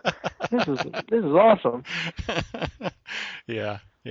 Let's see. Oh, you have that elevator scene in issue 5 with Zoe and that one guy. It's wow. To go from Strangers in Paradise to Echo to this, like all these the horror, the kind of like the horror tropes that you see in right. on movies and stuff to be interpreted by Moore in this way. Yeah, and it's interesting that what you say about him wanting to touch into horror, and as I was reading it, a few of the male characters that we're introduced to, they all sort of had these creepy undertones to them, and you sort of realize, or Terry introduces what those creepy things are, right? Whether it's the foster father that the young girl Zoe is going to be put in, the family that she's going to be put into, and the father's basically a pedophile probably, and then Dr. Seidman, as you said, with his wife, and it makes me go back, and at first I was sort of going, boy, why are all the male characters, why do they all have these sort of like faults or these crazy things? But then I realized, well, no, it's every character. Every character has something about them, and that's because, as you said, this is Terry Moore's horror story, and in a horror movie or TV series, everybody pretty much has something that is going to relate to the horror genre on some instance, right? And you can sort of track that back to Strangers in Paradise, where everybody always seemed to have a secret. Everybody always had some emotional romantic entanglement, and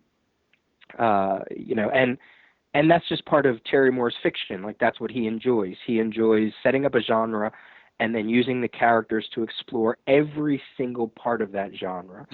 And once I got that, then I was like, oh, okay. It's not that he's just trying to show that men are bad or whatever.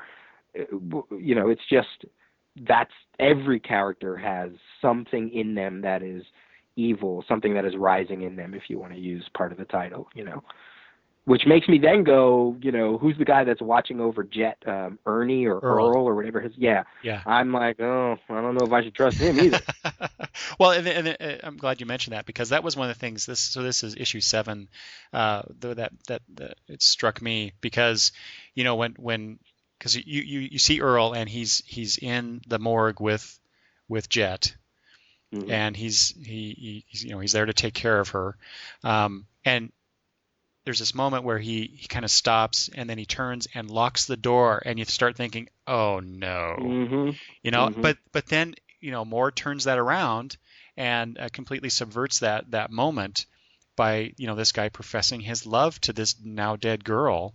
Right. And then in the next issue, Jet's now awake, but at some point in the issue, I think it's in the later part of the issue, it's just her and Earl again, and basically Jet implores Earl to hold her hand because his touch is the only thing that she can feel.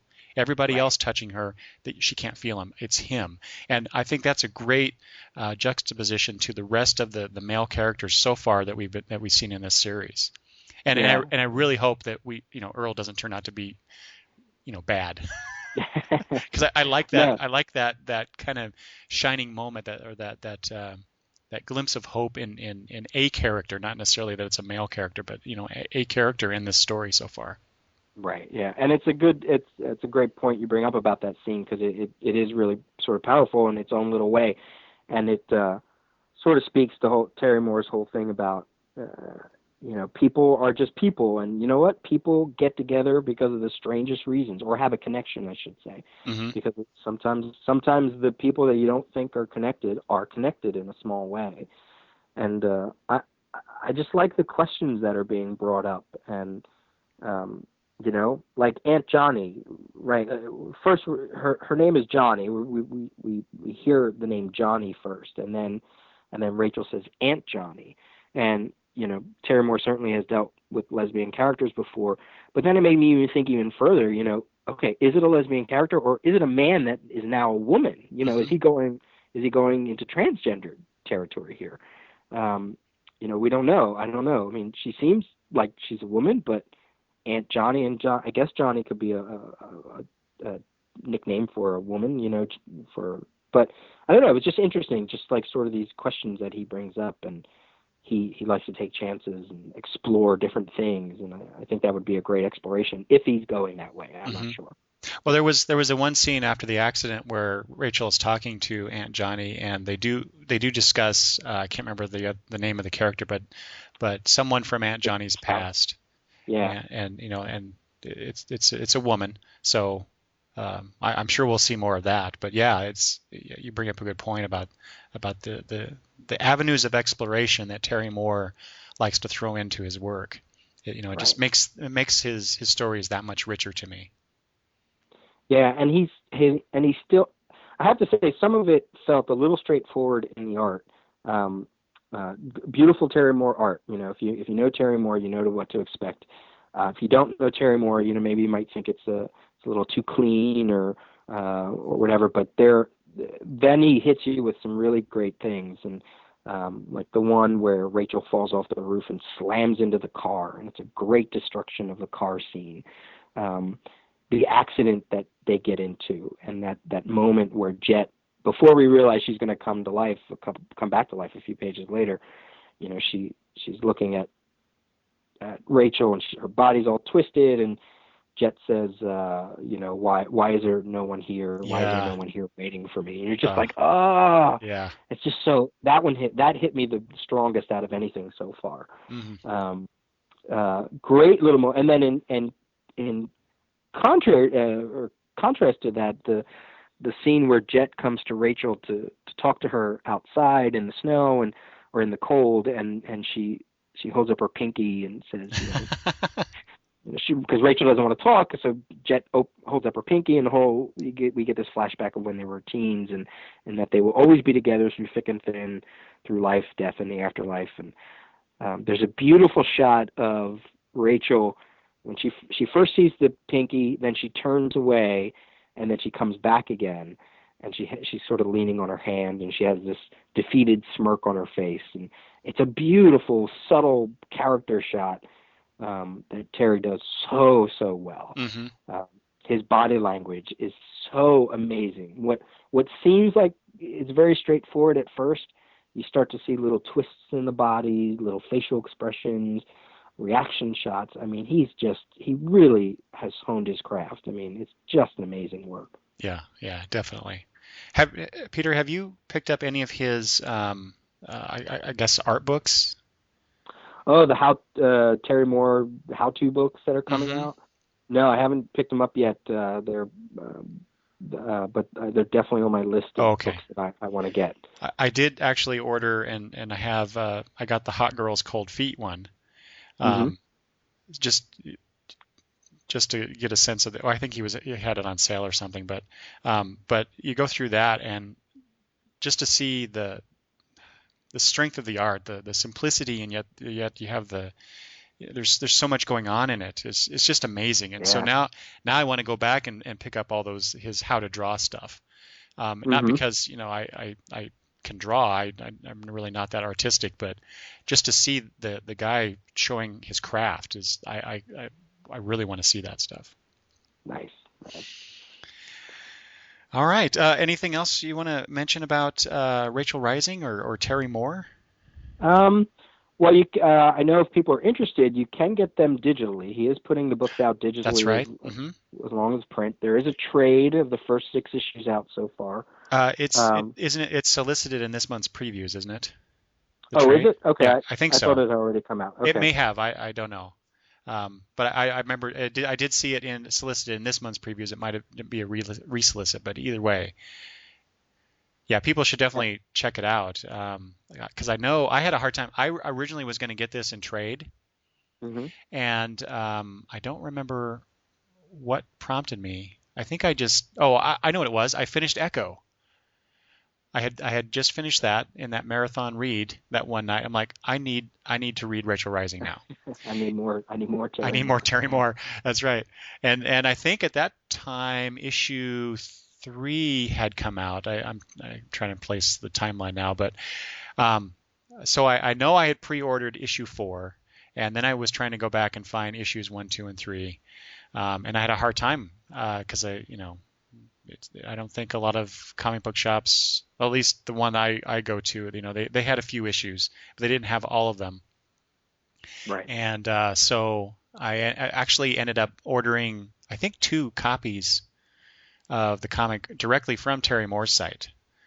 So I ordered that and got the Hot Girls Cold Feet publication as well. So. Yeah, I couldn't wait. I had to go get that, and I'm so glad I'm getting it now monthly, and I can't wait to see what comes next. Yeah, it's a hard book to read monthly because it's slowly building, but I think it's worth the attention. And Terry Moore goes to a lot of conventions, so you could always find the work there. And if you're a fan of Strangers in Paradise, but maybe you haven't touched Echo or this one yet, he's very open about saying that all these 3 books exist in the same universe. I mean, it does. Yeah. I mean, I know, he says they're part of the Terry universe. So, okay. So that go ahead. I knew that he had placed some Strangers in Paradise characters in Echo, but I didn't realize that Rachel Rising was also part of that. Yeah. He read an interview where he said, not that he's saying this will happen, but he said, he says it wouldn't be surprising if you saw some characters roll through Massachusetts, roll through Manson, Massachusetts. And of course, next year being 2013, the 20th anniversary of Strangers in Paradise, he also mentioned that Kunchu and Francine are coming back in some way, in some new story. Yeah, so, I read that too. Yeah, can't wait for that. Yes, exactly. Yeah, what could that possibly mean? I have no idea, but knowing Terry Moore, it'll be fun and creative, and I certainly will pick it up. Yeah, most definitely. All right. Well, Peter, shall we continue on? Yeah, let's do it. All right, let's go to the next one.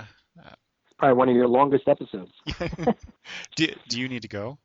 No, okay. Not at all. All right. I was just saying, but no, you've had 2-hour episodes before. Yeah. It's really funny, Peter. I'll probably cut this part out, but being a listener of podcasts, I always hated the really long ones, like 2-hour plus long ones. And then I start doing it and I realize, oh my gosh, that's why they're 2 hours, because you start getting into this stuff and you just keep talking. Yeah, it's very easy to. Oh my gosh. Go. Yeah. So I'm a little more forgiving of episodes that are longer than an hour. Well, here, this is the way I look at it, and keep it in. I think you could keep all this in. It's great. When people used to, like when CGS went 5 days a week, people were like, "Oh my God, I can't listen to it." Blah blah blah. The majority, how many people work an 8-hour day and just sit at a desk and can listen to. In fact, 2 hours is too short for them, right? Like they're like, oh man, I got another 6 hours I got to fill. Yeah. I mean, believe me, we had a lot of people come up to us and say, no, I'm glad you went 5 days a week and keep them as long as you want because I have nothing else to listen to all day. So the people that couldn't listen are ones that want to listen. They just don't have the time, which is fine. That's why the episodes were always different. You pick and choose which one you want to listen to. And then if you have time, you go back and listen to it. It's not like these things go away. But no, so I think longer episodes, shorter episodes, whatever. Do whatever whatever you think works. All right. And that's part 1 of my conversation with Peter. Be sure to listen to the next episode where we discuss new Teen Titans games as well as what Peter is going to be doing next. So come back and listen to that. Thanks for listening.